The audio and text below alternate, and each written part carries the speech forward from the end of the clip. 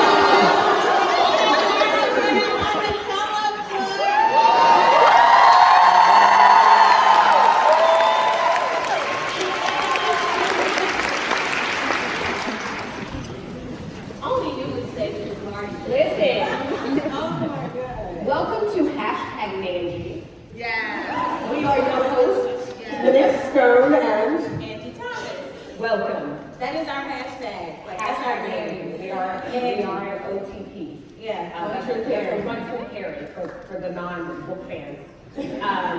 What's up, girl? What's up? How are you? I'm good. How you doing? I sound like Whitney right now. How you doing? How you doing? I'm doing good. So when are you moving here? That's the first question. Well, here's the thing. Like, I saw something right before the Super Bowl. Like, several famous people from Atlanta posted this thing of rules for Atlanta. Yeah. And they're like, one, don't move to Atlanta with a fool. I don't know if I feel welcome. I think that you have a pass. I think we would all agree that can we agree that Some folks are like, I don't know, I already hate the traffic. I have been looking for condos for you for about 6 months now. So just get ready. I'm like Midtown or Druid Hills. What do you guys think? All right, so get ready. So you just had a new book drop. Yeah. This past Tuesday. Yeah. What's that like? You know, it's been a chaotic week. I'm just realizing it's Saturday. The book came out Tuesday, and it's been great. You know, this is my 4th city in about a week, less than a week. You know, I was in New York, Boston, cold Chicago. Oh my God, that was No too man. much. It was like 5 degrees when we left. No man. And you know, Southerners, we're allergic to cold weather. So I was like, what is this? I know they say hell is hot, but I really think it's cold. Like But it's been, I think what's been awesome to me is just, one, being able to talk about new book. Yeah. Being able to talk about these characters, and being able to talk about something other than racism. I was gonna say we get to have a whole conversation that's not about racism. I mean, you have to understand, like, for the past almost 3 years now, That's it. I've been explaining racism to white people. You know, and it's, after a while, it's like, I'm just gonna be honest, the thing is, it is not on black people to fix racism because it's not a system that we start. So, after a while, it's like, well, we have to keep having these conversations. Like you just asked me that. But- like what? So I'm thankful though because I get to talk about other things that affect black girls now. So I'm really excited. It's been a great week, you know. I got to see Gayle King again. You know, Gayle, yeah, that Gayle King. Right before I came in here, Gayle texted me talking about, I see your book in the airport. I'm like, oh, Gayle texted me. Tell me what she did. She rearranged the bookshelf in the airport bookstore so that On the Come Up was next to Becoming by Michelle Obama.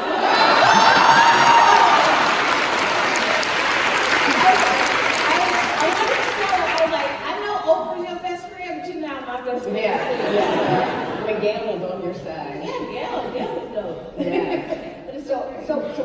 like writing about a passion. I think all of us in here are fully aware of how intensely Angie Thomas loves hip hop.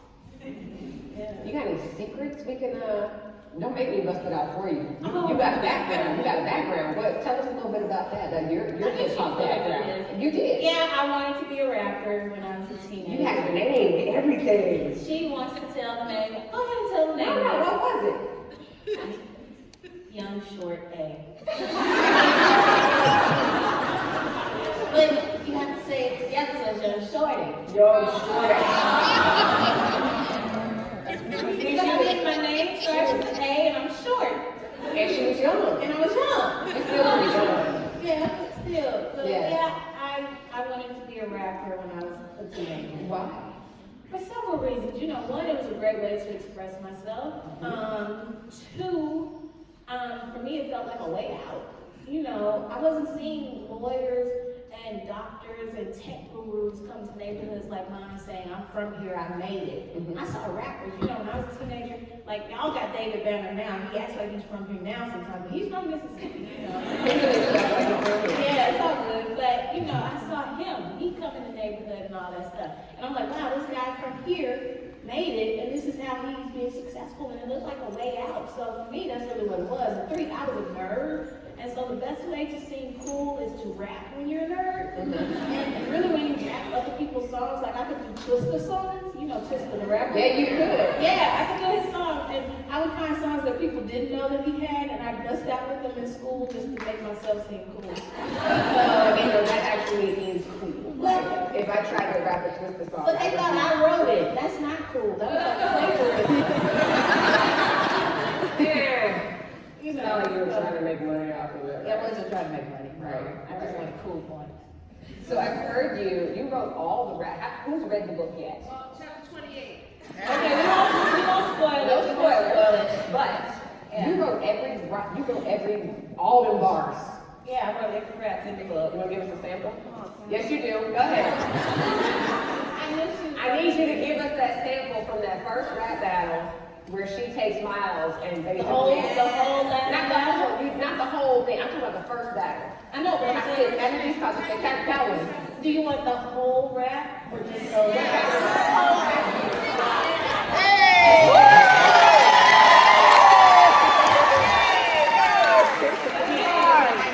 You know, okay, this is Angie, teenage Angie getting to fulfill her dreams. But grown-up Angie is not a rapper, she has to close her eyes. So, in the beginning of the book, there's a rap battle. For those who don't know what battling is, it's basically where two rappers go at it against each other. And you're coming up with stuff off the top of your head, so it's really hard. And the goal is to basically embarrass the other person so bad that everybody's like, ooh! That's really it. Okay, I'm gonna be Miles real quick. You gonna be Miles? Yeah. All the girls like me because I'm black. Ragalicious. That's not even right, but that's close. Okay. So Bree comes at him at the end, and she's like, my apologies, see, I forgot my manners. I get on the mic because it's my life. You show off for girls and cameras. You're a pop star, not a rapper. A Vanilla Ice or a Hammer. Y'all have this crappy dumping out somebody, get him a pamper and a crown for thee. The best have heard about me. You can only spell brilliant by first spelling Bree. Now see, naturally I do my shit with perfection. Better call a bodyguard because you gonna need some protection. And on this year election, the people crown a new leader. You didn't see this coming, your ghostwriters didn't either. I came here to either. I'm sorry to do this to you. This is no longer a battle, it's your funeral, boo. I'm murdering you. I'm not going to they call me coroner. I'm warning you. Tell the truth, this dude is boring. You confused like a foreigner. I'll explain with ease. You're just a casualty in the reality of the madness of Bree. No fallacies, I spit melodies, causing fatalities and doing casualty damaging rappers.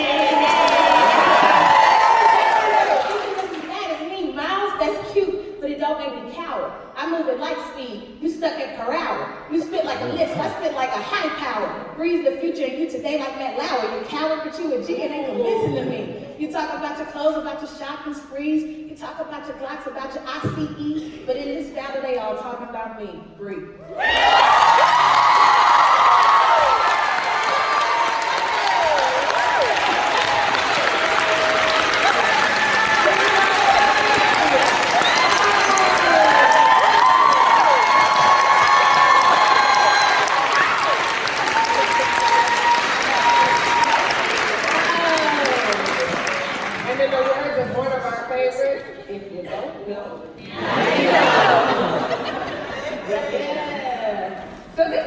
right. What I this book is like a feminist manifesto. I hope so. And I think that I'm hoping that a lot of people that come into it not knowing what to expect come out of it recognizing that like girls are really powerful. I know that was part of the goal, right? Absolutely. You know, the thing about hip hop is that so often, well, not so often, just it seems like a man's game, a boy's game. Women, when women are in it, we see now with Nicki and Cardi, they're often pitted against each other. Yep. They just seem like there can only be one at the top. Men, they don't get that, do they? We got plenty of men at the top, but for some reason it seems like there can only be one woman at the top, and that's proud. But the thing is, the thing that's so powerful to me, women in hip hop have always given me a mirror to see myself and to see what's possible within myself. And there was always something about them knowing that they had that power. Like when Queen Latifah talked about you and RTY, that spoke to me, you know. Even when Kim came out like she did, you know, the fact that she came out the way she did and she did it with the boys like it was nothing. You know, Kim is this tiny little thing, but when she raps, she comes with power. In a bikini top. In a bikini top. Like you up here on stage, like, Yeah. I'm bikini gonna go top. shade if I can't get paid. You know, and it's like, with this book, I wanted to pay homage to that, to all of these women, to all these powerful women, but I want my readers, whether they want to rap or not, to realize that that power is within themselves. The thing we understand, and that unfortunately so many young women understand, is that specifically for her, when it comes to hip hop, she has to work twice as hard to be considered half as good. That's Shout out to Papa Papa right Pope. there. Papa line right there. You know, but the thing is, that's how so many girls feel, period. That's how society makes them feel. And then on the flip side, for black girls, there's that added element of, I'm either too much or not enough. I'm never perfect enough. And if nothing else, I want this book to let black girls know, one, you define yourself. Two, you're enough just as you are. You can be angry. You can be passionate. You can do all of these things. You know, yeah, there are times where Bree's angry. And, you know, at first I was concerned. I was like, I don't want her falling into the angry black girl stereotype. But here's the thing. Why can't a black girl be angry? White women can be angry all the time. They get elected to office. So,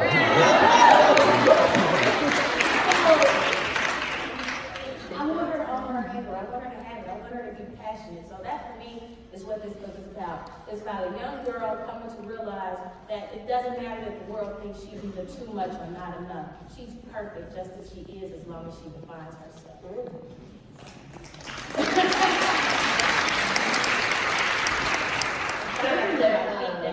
Yeah, no, I was waiting for you to slide back so I can make fun of you. Yeah, she always does this. You You know, can't sort of, see I it. like to take pictures and put I'm them on sitting here, Instagram. my feet are dangling. Sometimes you get And I it take takes it us fresh though, bro. And so every time this happens, Nikki takes a picture of it and posts it on social media. Whatever. What were you saying? I was saying I really like in the book how you do not, you don't fall into, okay, black boys get criminalized early. Black girls get sexualized early. And this is something that you like very clearly are avoiding in this book. And I want you to talk about that a little bit, because if you think about it, right, like I think about Missy, Brat, Queen Latifah, like it wasn't all about TLC. Yeah, like it wasn't all about like what, and there's nothing wrong with that, right? But it's very different, it seems now. Why did you not have Bree, suddenly show up on stage in a bikini? I mean, first of all, she's like 16, but Yeah, okay, she's 16 and her mama would have killed her. good. But, it was, for me, I wanted to show too that even early criminalization starts with black girls. Studies show black girls are more likely to be suspended for the same offenses that their white counterparts are just given a slap on the wrist for. If that. So, I wanted to show that, but it was a decision I made early on that I didn't want to sexualize her. Because one, as a writer for young adults, I have a responsibility. We get into this whole thing of, writers can write whatever they want to write, blah, blah, blah. Don't censor yourself. It's not me censoring myself. It's me recognizing that I have 8-year-olds who write to me and say that they read my books. I have an 8-year-old kid write to me and say, I love the hate you give. Keep doing what you're doing, Angie. Don't let the haters get you down. But I think about that, and I don't want, here's the thing, Bree's power for me is in the fact that she makes the decision not to do that. Yep. You know, here's the thing, Cardi makes that decision, and that's power to her. I got no problem with Cardi doing that, that's her decision. But on the flip side, Cardi's fly, yeah. But on the flip side, Bree can make the decision to not do that, and I wanted to show that power within her to say, you know what, no, I'm not going to let the industry define who she should be in that sense. She's going to make that decision. I'm not going to let her sexualize herself. I'm not going to write about her being sexualized, because for her, it's her decision at the end of the day. If she gets older and she wants to walk out on the stage in a bikini, girl, do your thing. That's on you, boo. All right? But at the end of the day, it is still a woman's decision of how she presents herself. So I didn't want to do that. And then on the flip side, it just was icky to me. Yeah. You know, I mean, black girls are already made to be seen as being older than they are. And that added element of all the things she was already dealing with, I didn't even want to add that to it. So I would say now, you don't have to worry about nothing happening to Bree in that manner. Nothing's going to happen like that. That's a spoiler I can give you, because that's just something I didn't want to do, because it happens so often with black girls in media that I didn't even want to add to that narrative. Thank you. You mentioned the word responsibility, right? And there's a scene in the book where, so, brief premise, Bree does this rap on the come up, and it goes viral. I'm giving like very, very little tidbits because I want y'all to read it and eat it up and be like, oh my God. But she does this rap on the come up, it goes viral, and people take it the wrong way. There's a scene where she encounters some children, some little girls, who know the lyrics to the song and are singing some of the lyrics that maybe don't send the best message. Do you feel, and I actually know the answer to this question, and anybody who reads the book does too, how do you feel about responsibility when it comes to hip hop? I will always say at the end of the day that it is a parent's duty to raise their child and to not expect music, books, or any of that to do it. But I also know, for me, what I want more from hip hop, I want hip hop to talk more about consequences than it does. You know, one thing that I love, like, okay, everybody knows I love Pop, I love Tupac. And the thing is, yeah, Pop talked about street stuff, he talked about guns, he talked about all that, he talked about drugs and all that, but he also talked about the consequences of it. He talked about ending up in the grave. He talked about seeing your friends die. He talked about going to prison. He talked about the consequences. I'm not hearing enough people talk about the consequences. Look at Tekashi. For those who know who I'm talking about, Tekashi 6ix9ine, he's a rapper, he's in prison right now. He would go around acting a fool, blah, blah, blah, and doing this even in his music, and he never talked about the consequences, and now he's dealing with the consequences. I would have rather that he talked about the consequences than actually had to deal with them. That's for any young person, period. But we don't hear that enough. We don't hear the flip side of it. So often things are being glorified without the consequences being discussed. And that's what I want more from hip hop. You know, that's why I love Kendrick. That's why I love J. Cole. I love that they talk about the flip sides of things and don't paint just one picture, because these kids aren't listening. And entire generations are being raised on hip-hop. It's their music, and they need to know that what's being said in these songs may sound cool, but also there is a side of it that is not cool, and they need to be prepared for that so that they won't end up in prison wondering why their favorite rapper didn't tell them they would end up in prison. I want to, so because listen, we both have this like kind of guilty pleasure Of ratchet song. Misogynistic rap music, right? But this is a book that kind of flips that on its head. Yeah. But like, you know. We love Yin Yang Twins. Nick was funny. Nick, Becky Alphatell. Yes, Becky. Becky, Nikki Yoon, and Julie Murphy. This is crazy. But we were all in my car in Jackson, Mississippi. And Nick and I were on the front seat, and Back That Thing Up came on. It was over. And we lost our minds.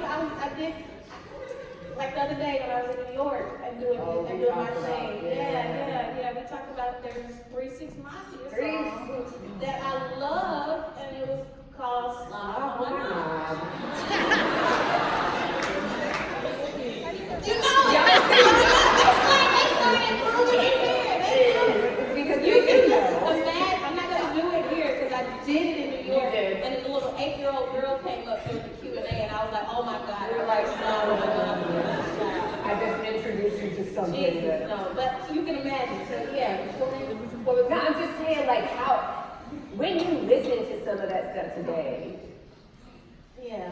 I struggle. Do you You struggle? I think you The know. whisper song.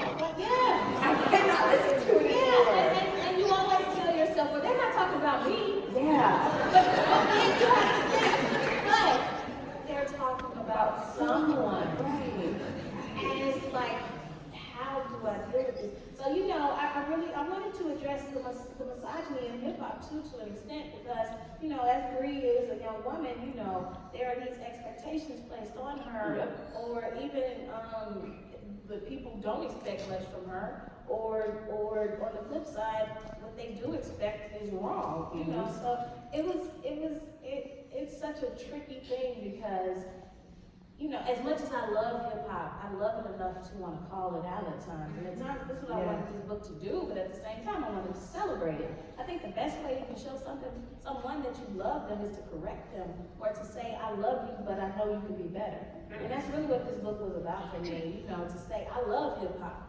I love it. It gave me a voice in so many ways, but I don't love what it does at times. You know, I don't like, sometimes it's like, it's the same way I describe Mississippi.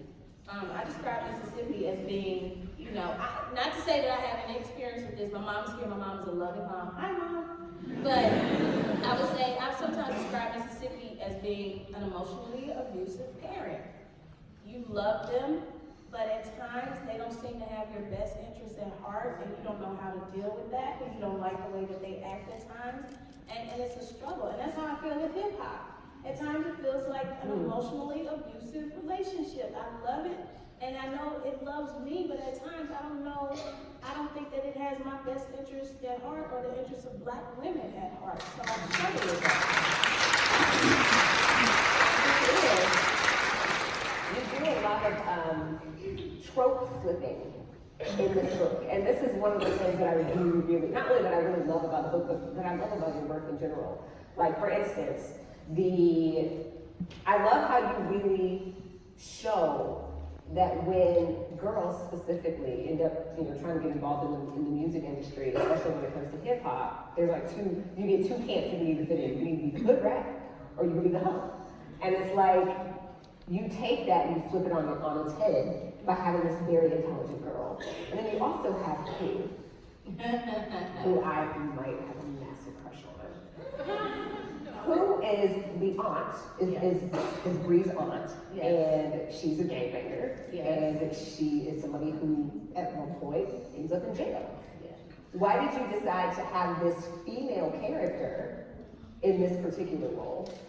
Because Poohs really exist. You know, I know some from my old neighborhood, they really exist, but, you know, I think, you know, the unfortunate thing is that so often, you know, issues like gangs and drug dealing and systemic racism and criminalization and school to prison pipeline, when we talk about those things, we talk about them regarding Black boys. And that's great, but they also affect Black girls. They are, you know, there are Black girls who are in gangs. You know, there are Black girls who sell drugs. There are Black girls who end up in dire situations where they feel like they have no choice but to do something that they shouldn't do. Like Bree. Like Bree. And like Pooh. And that's what I really wanted to show, that, you know, when we have these discussions about fixing things, let's focus on Black girls as well. You know, when it comes, sometimes people act as if, well, between Black girls and Black boys, we don't have to worry about Black girls as much as the boys. No, that's not true. These are all things that affect them as well. So with Pooh, this character, you know, I kind of see her similar to Devontae in the Hate Give, but she's older and she's done worse than Devontae. And you know, when we are having these conversations, let's also, if we're going to discuss, you know, reforms and all of this, and community, doing things in the community to create change, let's also consider it for Black girls as well. There are Black girls who need our help, there are Black girls who need our attention, and there are Black girls who are out here wilding out, and they need our love too. So I wanted to create this character, if nothing else, to say, hey, yes, you know, there are people like her who exist, but I also want to show why someone like her does the things that she does. I always want to show the why. I think as a writer, that's my job, is to show the why. You know, these characters, these are people you could probably see walking down the street and you could write them off easily. Or with Pooh, in Pooh's case, you may walk another direction. But, you know, because that's just who she is, she may intimidate you, but I want you to think for a second, why is she the way that she is? Why does she do the things that she does instead of just writing her off? So, I know a lot of Poohs, and I hope that through writing this character, people will not only understand them a little bit better, but decide that they're gonna do things so that there won't be a lot of more Poohs. So I'm gonna ask you one question, then we'll open it up for audience questions, because I know y'all got some questions. What, if anything, is like the thing you want people to take from On the Come Up? Ooh. Well, you know, it's hard to say if there's one. Mm-hmm. You know, with The Hate You Give, with that book, I wanted people to find their voices. You know, through Star's story, I wanted people to get the courage to find their voices. But I would be doing young people especially a great disservice if I didn't address the fact that when they do speak up, they're criticized for how they say things as opposed to people paying attention to what they're saying. And, you know, hip hop is a prime example for that. When rappers spoke up for me, they were criticized for how they did it as opposed to what they were saying. Y'all, we may not like the way NWA said what they said, but we wouldn't know half what happens in Compton if it wasn't first for them. I like how they said it. I did to accept, you know, they're talking about women. That part, not talking about that part. Other stuff, you know. But so with this book, I wanted to speak to those kids and say, make some noise. The world is going to judge you for how you say things. Unfortunately, they're going to try to write you off, but I still want you to make some noise, even when it makes people uncomfortable. And that's something I had to learn myself. You know, The Hate You Give has been challenged a lot. It's been banned in certain places. A police union spoke out against it. It was taken off of bookshelves, and that was hard. So I called On the Come Up, you know, and I called it my Hit 'em Up. You know, Tupac dissed Biggie with Hit 'em Up. This is my response to all the people that challenge The Hate You Give and try to see that book. This is my Hit 'em Up. This is my diss record to them. There you go.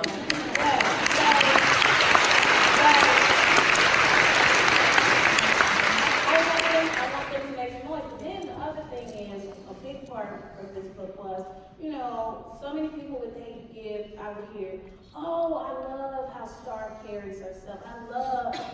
I hate this part, but she's so well spoken. She's so articulate. She's so articulate. Don't tell black people that. Let's put that out there.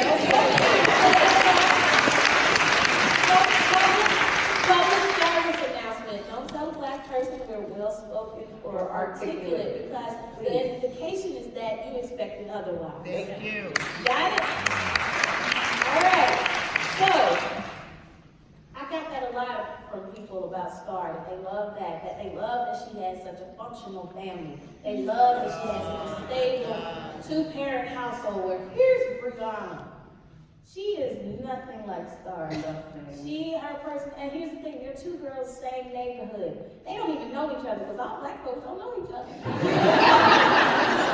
Two black girls, same neighborhood, two very different lives. And I wanted the message with this book to also be that black girls are not all the same, even when they're in the same neighborhood. And just because Bree's life is different from Star's, just because Bree's temperament is different from Star's, does not mean that her story and that the stories of girls like her don't deserve to be told. So that's what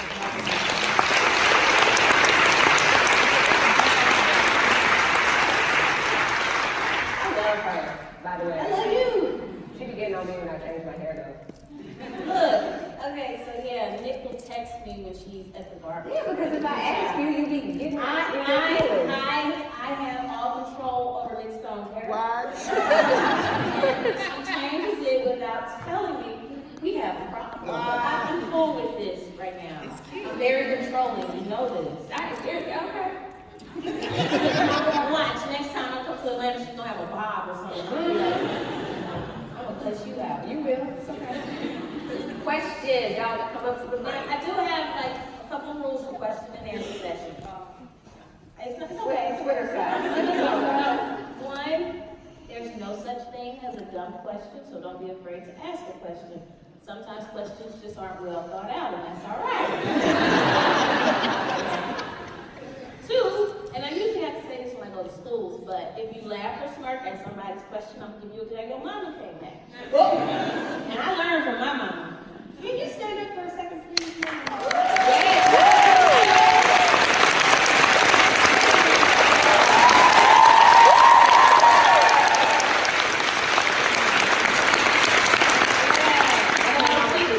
She's been on the tour with me this week, and we still love each other. All right. Three, I also sometimes ask the questions don't get too personal, and usually, like when I'm in school, little kids love to ask me, how much money do you make?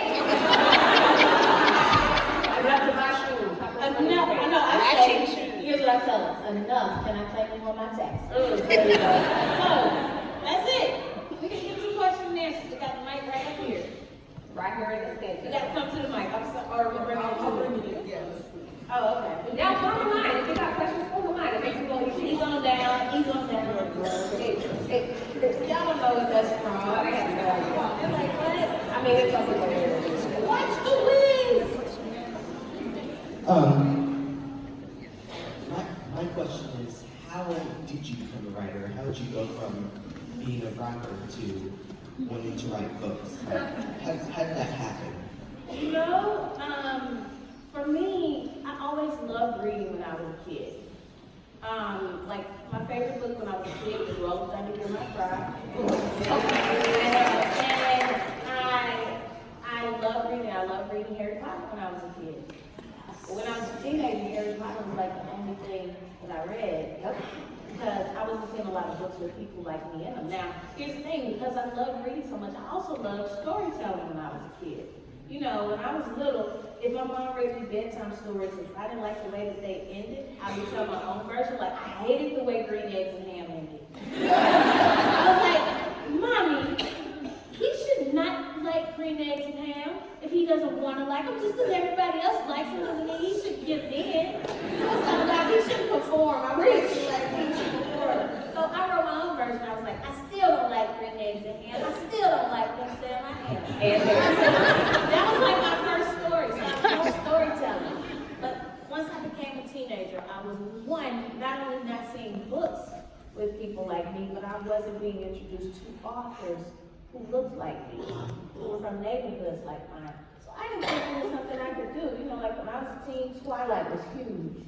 I have nothing against Twilight, but that woman on the front row would not have let me date a 300-year-old vampire. So I turned to hip hop as a way of storytelling because I thought that was the only way somebody like me could do it. But it was once I got a little older, around 17, I was realizing this is not for me. And I was like, you know what? I want to go into at least screenwriting or fiction writing, something. So I went to college and studied creative writing. And it was while I was in college, I got a chance to meet authors who looked like me. And I was introduced to the work of authors who looked like me, sad, but you know, that's where I started getting it. And so that's when I realized it was something I could do. So I studied creative writing. That's what I got my degree in college. And from there, after graduation, it was something I knew I wanted to pursue. So storytelling has always been there. But here's the thing, you don't have to have a college degree or even a degree in writing to be a writer. I don't have one. Exactly. You need to study the craft. And what's the best way to study craft? Read. If you want to write, you gotta read. So if you want to write, write. There is nothing and no one stopping you. You can do it. I promise you can. It is possible. You just gotta actually do it. All right.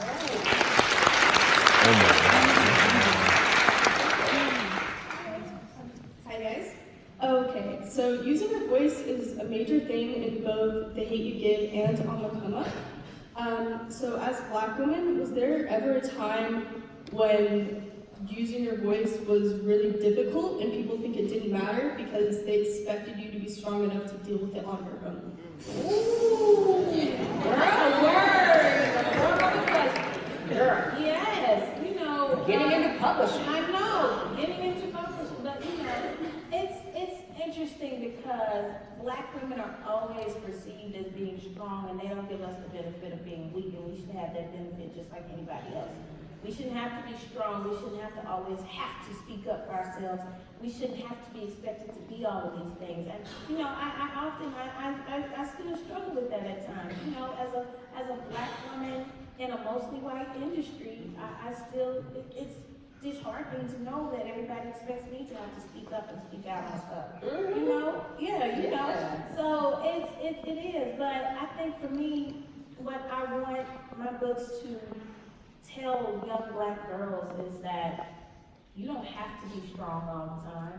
You don't have to speak up all the time. There's nothing wrong with being weak. In fact, there's a line On the Come Up where Bree's brother Trey tells her, admitting that you're weak is one of the strongest things you do. That's a real good scene too. Thank you.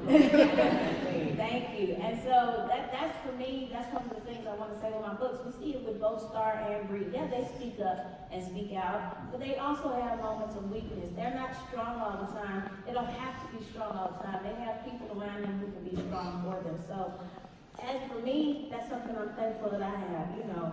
I have a mom who's like, I'll get on Twitter and tell them off. You know, I gotta keep her off Twitter.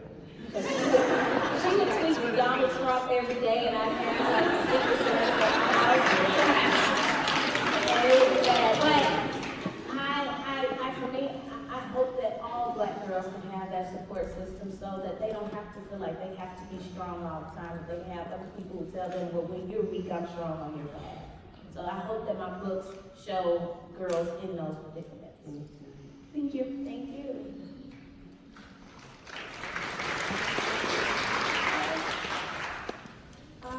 How long did it take you to make each book?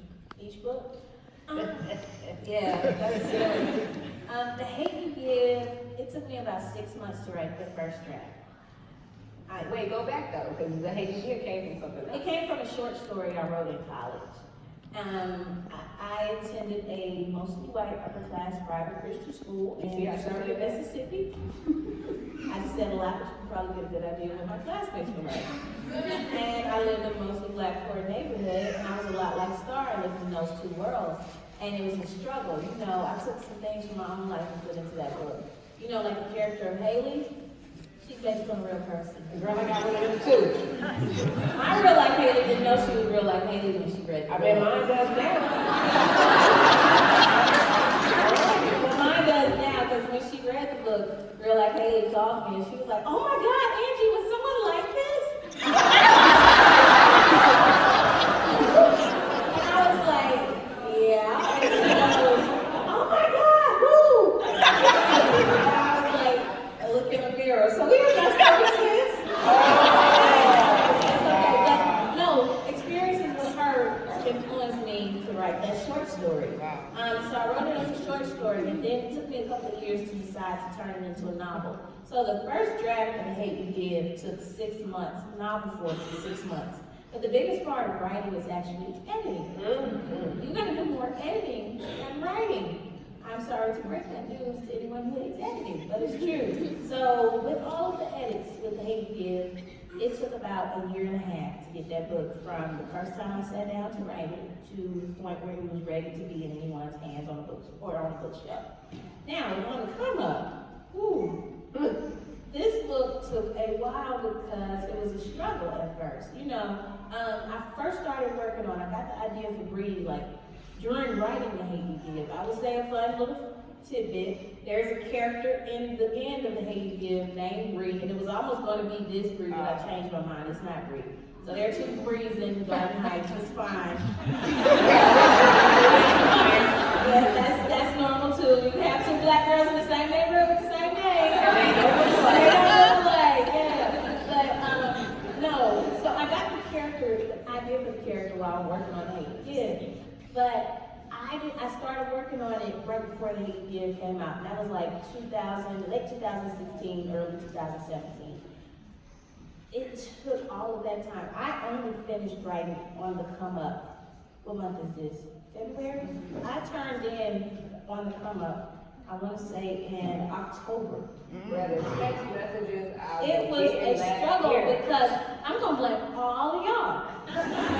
Because every single time I wrote a line, I heard all of y'all like y'all was standing behind me saying, Star wouldn't say that. Y'all was saying it in unison, Star wouldn't say that. And I had to get to the point of shutting all of y'all up and saying, well, Bree would say it. I mean, it was a struggle. This book took, about 2 or 3 years. You know, I cried a lot. My mom found me lying in the fetal position in my bed a lot. You know, I drank things I probably shouldn't have. I quit writing several times, but I'm so glad I went through it. You know, I'm a believer. My faith comes first, and you know, I'm a believer, and I know that you can't have testimony without having tests. Yeah, I said that's church. Yeah, we're in chapter, so that's it. But I'm glad I went through it. I'm glad that book took almost 3 years to write because I learned to listen to my author voice and that gut instinct inside myself and shut out all the noise and write the book that I wanted to write. So, long story short, 1.5 years and 3 years. I got a text message.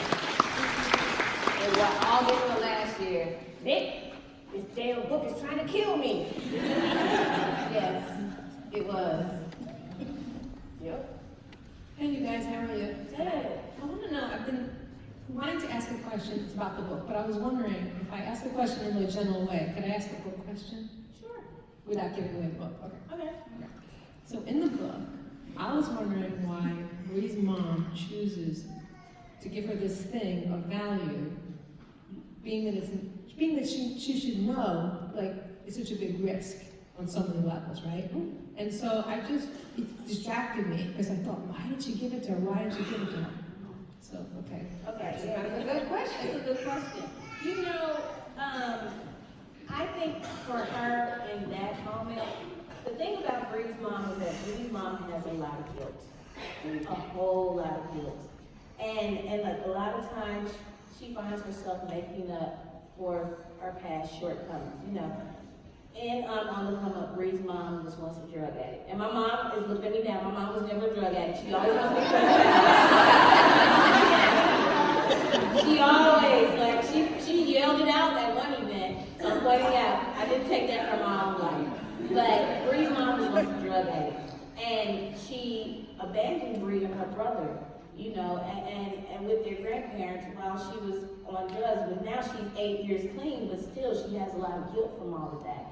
And in that moment of giving her that gift, once she figured her daughter was going to be smart enough, I give her this. She should know better. She should know better than to take this out. But two, it was a moment of, this is all I have right now to give you. Especially this in the scene of spoiling it a little. It's Christmas. There's nothing under the tree. This is all I have that I can give you.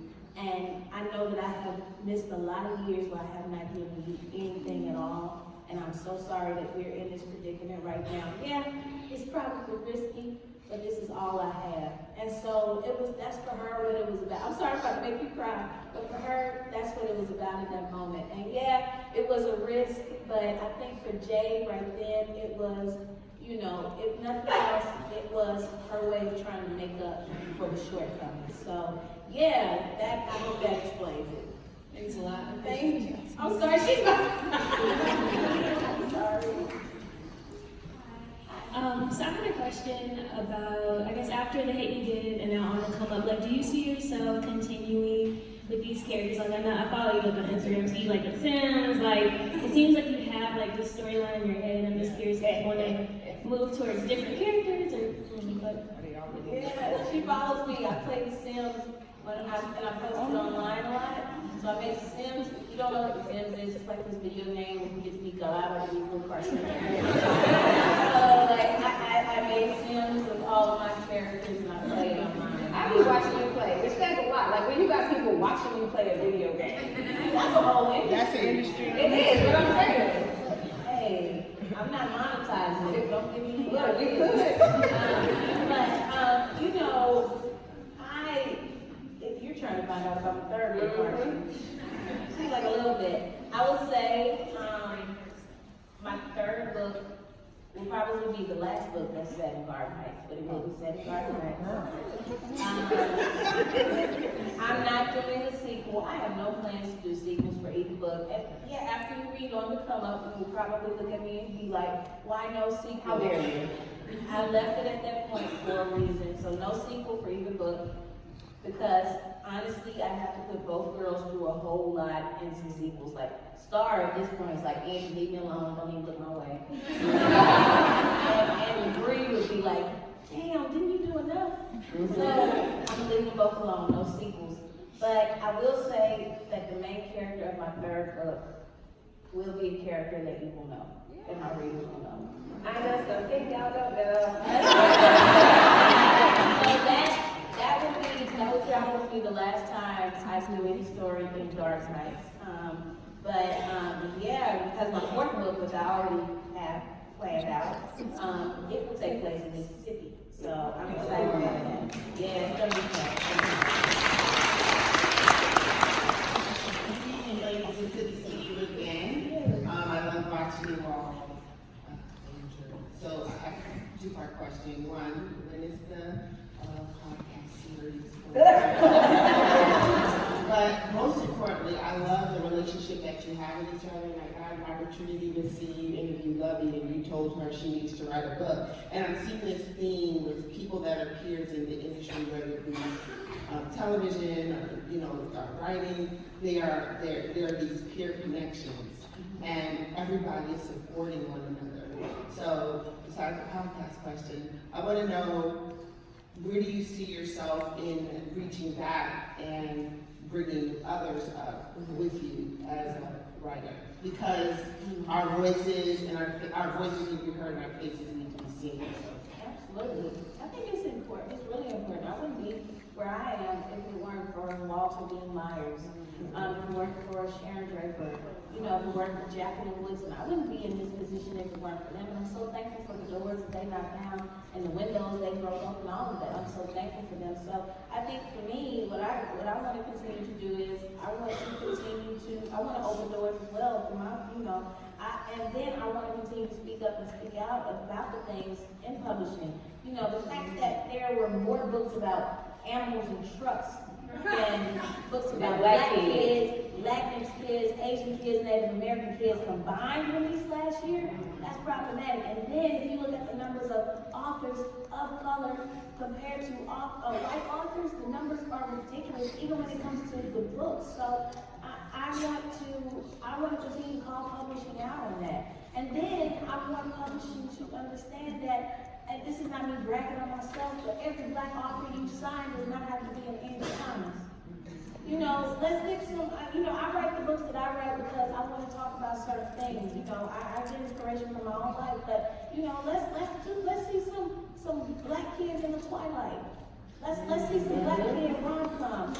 Let's see all of that. And I gotta continue to call publishing out on those things so that hopefully those doors can open. So my goal is to always uplift, and put spotlights where I can. I always want to talk about black women authors, especially in the works that they're doing. Like, get Nick's books, get Danielle Clayton's books, get Tiffany Jackson's books, get Ashley Woodfolk's books, get Tony Gabbardier's books, get all of these books, because guess what? That's how you let publishing know that these are the books that you want, that we need more of this, by supporting the books that are out there. So as long as I can be a cheerleader for them, that's what I'm going to do. I think the best thing I can do is be their biggest cheerleader and talk about them as much as I can and make them visible, because that's how publishing gets the message.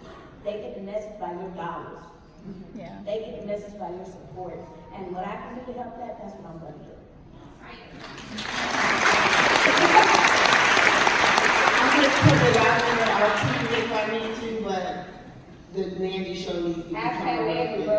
We had time for a podcast. We Probably would, and it was If I go to Atlanta, we'll be when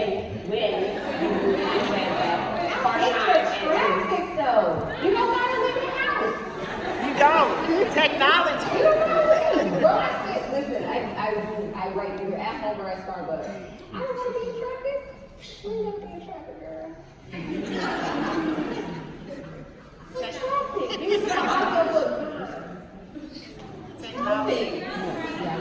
I'm sorry.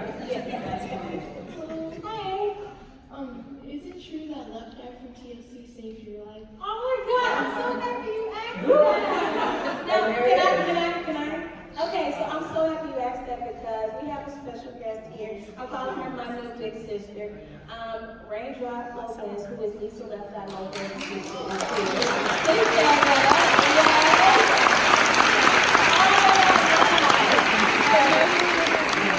That is very true. That is very true. The story goes that when I was in middle school, I was bullied a lot. My 7th grade year was a year of absolute torture. But my mom took me out of school and homeschooled me to save me from that. But it still affected me. And a trigger warning because I'm talking about mental health and all of that. So I'm sorry. If you need to leave the room, that's okay. But it really affected me, and it affected me mentally. I was depressed. I was suicidal. And one day I had every intention of harming myself. And I locked myself in the bathroom.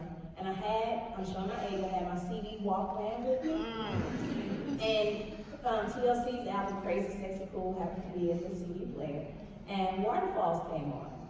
And I love that song, but for some reason that day I really decided to listen to the lyrics, specifically Left Eye's rap.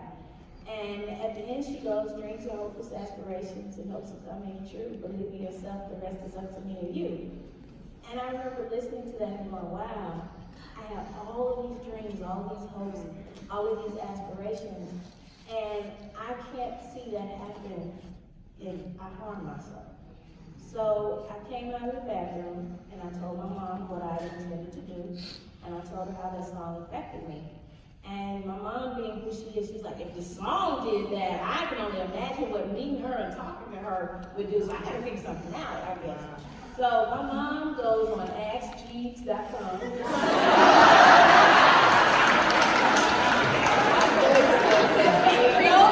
For those who don't know, Ask Jeeves was Google before Google. Yeah, exactly. So my mom goes over there and she asks Jeeves for like a phone number for Left Eye. And she somehow got the phone number to her studio, which we later found out was in her house.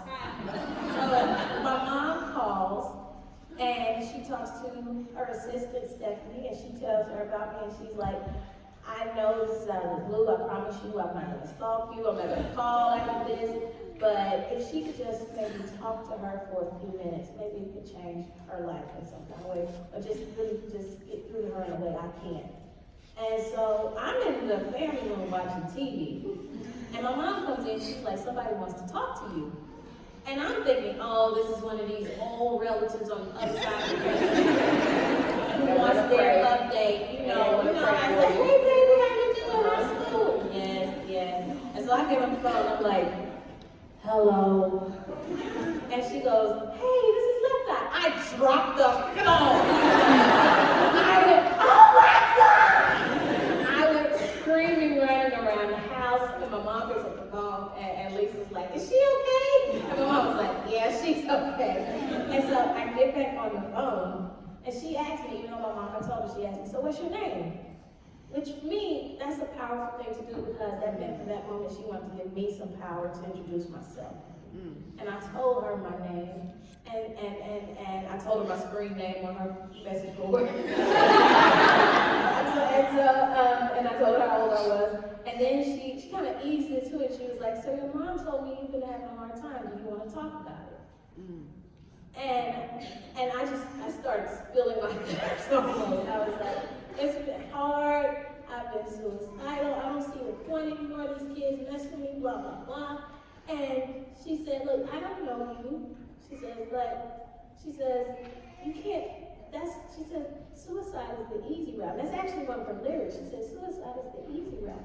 She says, you don't know what you will be able to do one day. You could do something great one day. And if you do that, you won't ever see it happen. And that stuck with me. That clicked with me. It was something about hearing it from somebody I admired so much that really had the hugest impact on me. And so that stayed with me. Through all the hard stuff I went through, I remembered that phone conversation. And it was only months after that she transitioned. And I'm just thankful that I had that opportunity to talk to her because TLC, biggest group all time. At that time, still huge. And she took a few moments to talk to me, and if nothing else too, that showed me anything is possible. And that got me through so much. So that changed my life in ways that I'm forever grateful for. So she did save my life. Every time I struggled, I remember what she said. Even now, I remember what she said. And that keeps me going. And I just want to, my goal in life is to give to others what she gave to me in those few moments. I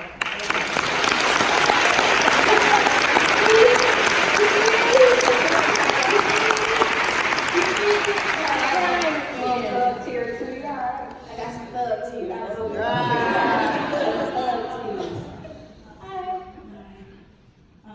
So when you were writing the hate you gave and on the come up, did you ever feel that maybe they wouldn't be popular and that no one would like them and they wouldn't sell? Did you expect them to be a bestseller? I did not expect any of this. I did not. I was so afraid to write the hate you give because you say Black Lives Matter to 3 different people, you may get 30 different reactions. And then too, because publishing is so white. I wasn't seeing books with black girls on the cover, and I definitely wasn't seeing books about black girls speaking up about their lives mattering. About police brutality and all of that. So I didn't expect it. In fact, my fears would lead me to my literary agent. His agency held a question and answer session on Twitter, and I asked the question, because I was afraid to even send it to agents, and I was like, is a book like this appropriate for a young adult novel? And he responded and he was like, yeah, I'd actually like to read that. And I sent it to him, and he signed me. And because he loved it so much that he signed me, and he submitted it to publishers, and 13 U.S. publishers fought for rights to that book. All right. So that's why I tell people all the time, the thing you're afraid to do is probably the thing you need to do. I got proof of that. That was the book I was afraid to write. I wrote other stuff all the time. I wrote books about white characters because I thought that was the only way I could get in. But the book I was afraid to write was the book that got me in the door. So the thing you're afraid to do is probably the thing you need to do. That fear and that doubt, honestly, those voices usually come from things and entities that know what you're capable of doing, and they're trying to stop you from doing it. So don't listen to that. Keep doing it. So yeah, I was afraid. But you see what happened? It did wilder than I ever could imagine. And on the come up, I was definitely scared. I'm still scared. It hasn't been out whole weekend. I'm still scared, and I hope that book finds its readership and finds those girls that read it. So I think I'll always have that fear, but I just have to keep going because fear, it's irrelevant at the end of the day. It's irrelevant at the end of the day. I'd rather regret not doing it. I'd rather regret doing it and failing at it than sitting back and saying, I wish I would have done it. I always remember that.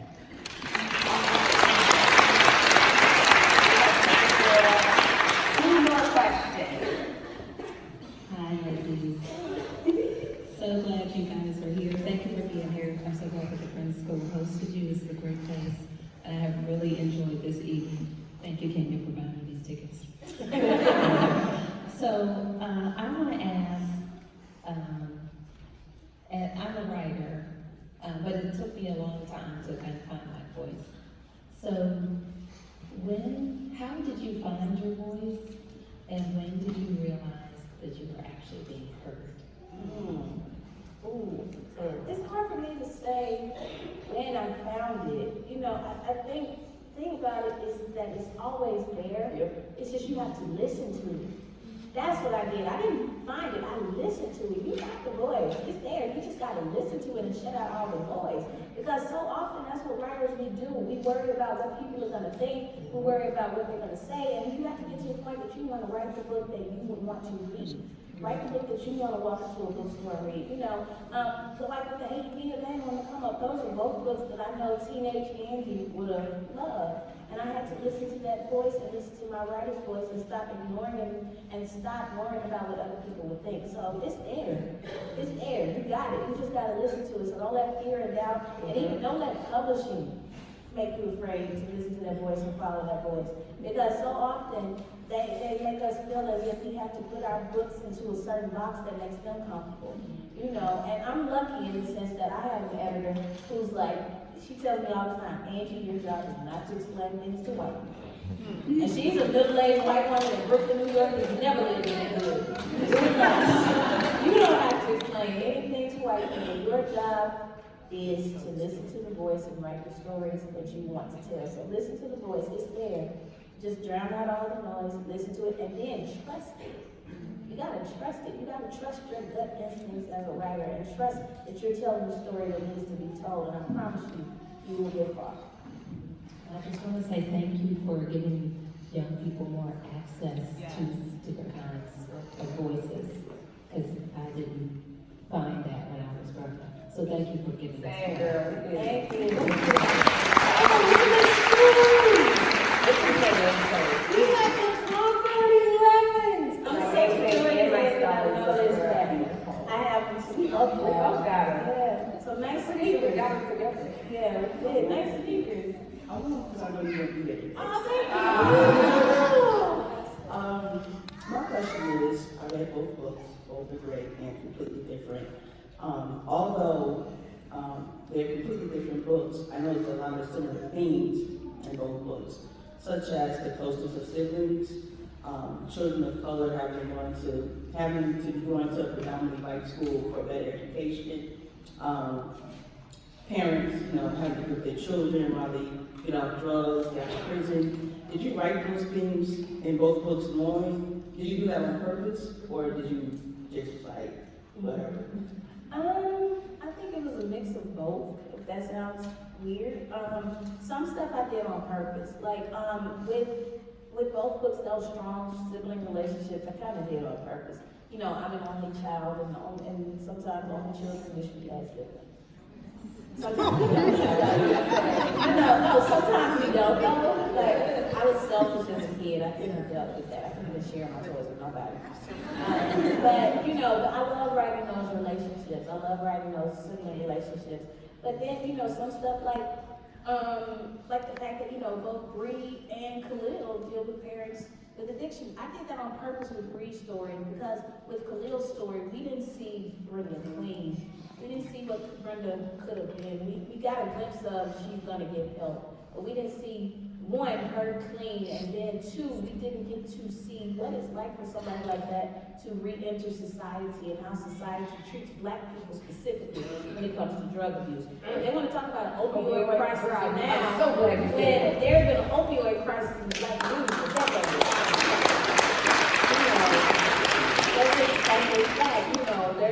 There's a part in the book where Jay is like, rich white folks get on drugs, they get sent to rehab with a slap on the wrist.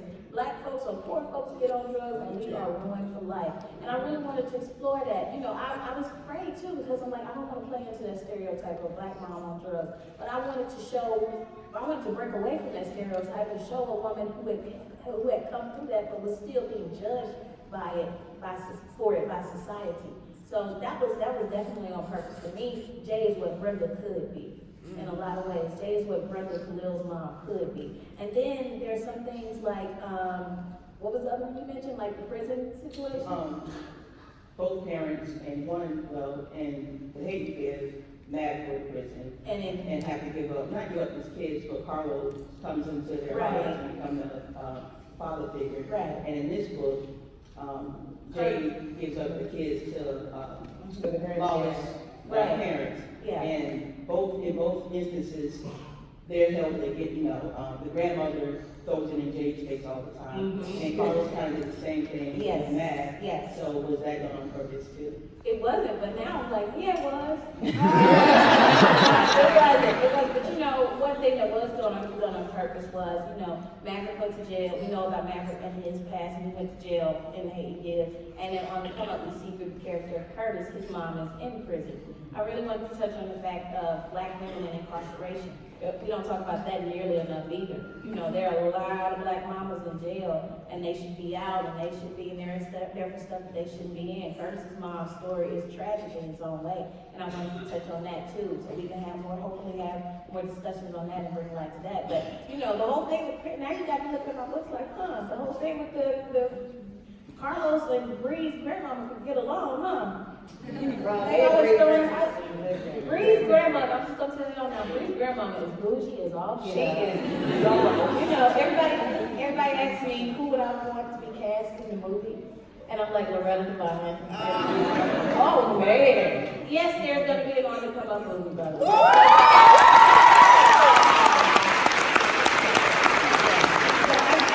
That's what I'm gonna end on.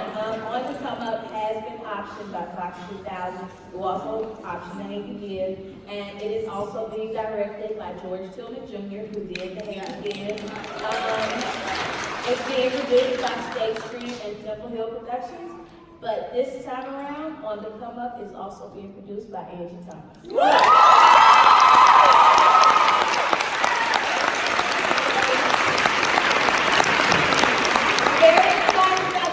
Please don't come to me asking for roles. It is too early in the process, but I will say The Hate You Give was filmed in Atlanta, so there's a big chance On the Come Up will be too. So I'm not knocking anybody's dream. If there's a casting call, I will post information, but right now I can't do nothing. So on that note, we're gonna end it there. Thank you all so much for this love and support. Thank you all so much. I'm sorry we weren't able to get to everybody's questions. We are going to